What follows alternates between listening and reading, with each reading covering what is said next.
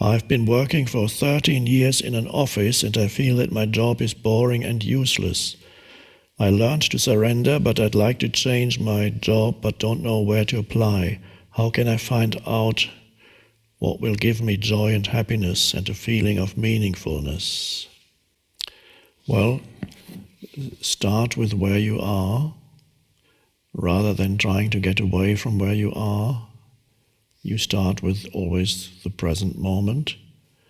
And you say you have surrendered, but have you surrendered enough? Have you truly surrendered? So, I suggest when you travel to work every morning,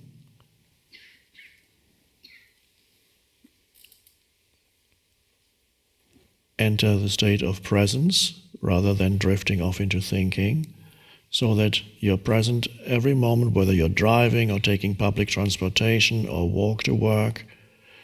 Be there, absolute presence. And when you're at work, do one thing at a time and bring in spacious moments as much as possible. They can only be a few seconds. One spacious breath after you made a phone call, 2 spacious breaths. And then when you go to have lunch, wherever it is, either you eat the lunch that you brought with you or you go to the restaurant or the canteen, or again, present with every movement. So you use what otherwise would be a boring situation and just use it as the background for presence. So you're not looking for some satisfaction in the work, but you bring a different state of consciousness to it. So in a way, your work situation becomes like a canvas. It's just an excuse for practicing presence. So that is, and you're lucky that you have a relatively boring job. It gives you great opportunity for practice. If you had a very stressful job that kept you in a state of excitement all day long, would be more difficult. So to be thankful that life has given you something relatively boring, and then you make it interesting, not in the conventional sense of interesting, but you bring the alertness to it. So you're not working at the stock exchange shouting like a mad person, sell, buy, be on the computers.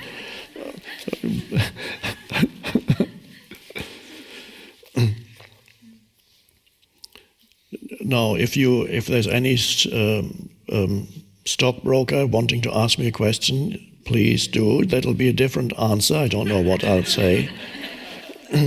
There's a way there too. What it is, I don't know until you ask the question. But yes, use the situation, and so that as you do that, discontent disappears. And that is true surrender. You say you practice surrender, the questioner says, but if there's discontent, of course there's still not complete surrender. There's still, I'd rather be somewhere else. Or the mind telling you, it's been 13 years, and how many more years to retirement? Oh, and then you start counting the years to retirement. So you're losing yourself in past and future, and you're carrying the burden in your mind of past and future, missing the opportunity of the present moment because it's not interesting enough, says the mind. So that's good. Practice, and you may find, if you come into such an alignment with the present moment, you feel more alive even within the routine activities. There is then an added dimension of aliveness that comes in, and you perform even the routine activities with a greater sense of aliveness. And it is often then that change comes into your life, when you align with the present moment, instead of trying to get away from it, internally align yourself with it so that any kind of no to the present moment dissolves in an inner no. And so you're so aligned that actually power begins to flow through. That's why I call that the power of now. It's the power of life itself. Begins to flow through you. Then at first it flows into your routine activities, and the way in which you relate to your colleagues at work becomes more present, different, somewhat different. Some people may notice it, others may not. And gradually the universe or life notices that you are in a different state of consciousness. And often it is then that change comes into your life, either through a chance event or a chance encounter or a sudden idea or realization that comes into your head one morning, in whatever form it comes, or some drastic thing, like suddenly your company goes bust, the company that you worked for so long, suddenly they close down, everybody loses their job. Wow, you're free. But you were free already, because internally you already became free. So in what way change comes into your life, we don't know.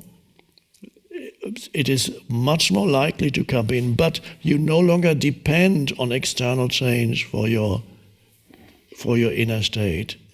That's the main thing, that you don't depend on it anymore. You're already, and even if nothing else came into your life, you would continue practice until your last breath.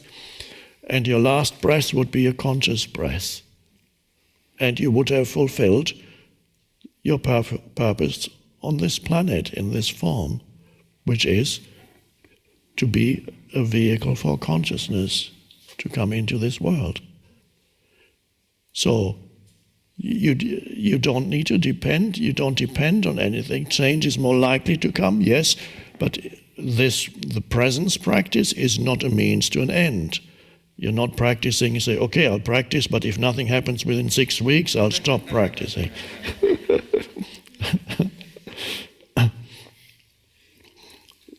Or the lady, do you know the lady who, a church-going lady who she lived in a house, and outside her window there was a hill that blocked the view of the ocean. So just a little hill, and of course if that hill hadn't been there, her house would have been worth much more. So because of that hill, her house wasn't worth that much.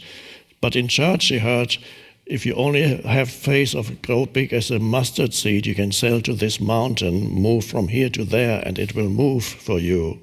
She heard that in church, Jesus said.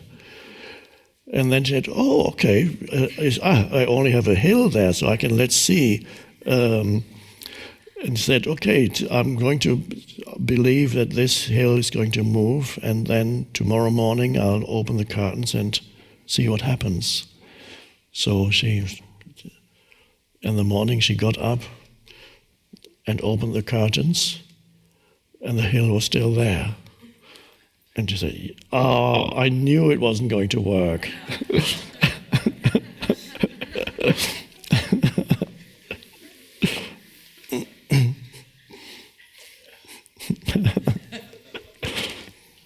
That's the faith.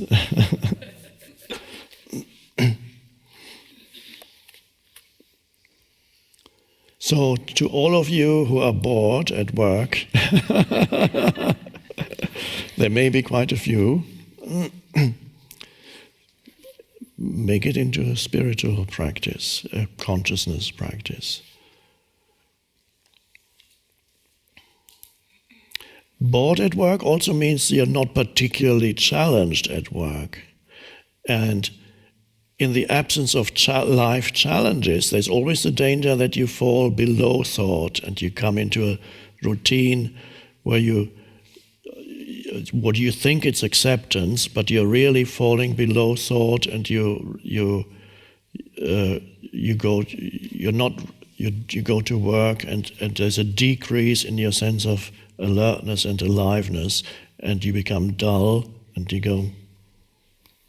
And sometimes you see people who've been working in the same place for a long time. They go, They have not. It doesn't. That's not surrender or presence. They've just gone below thought, not risen above.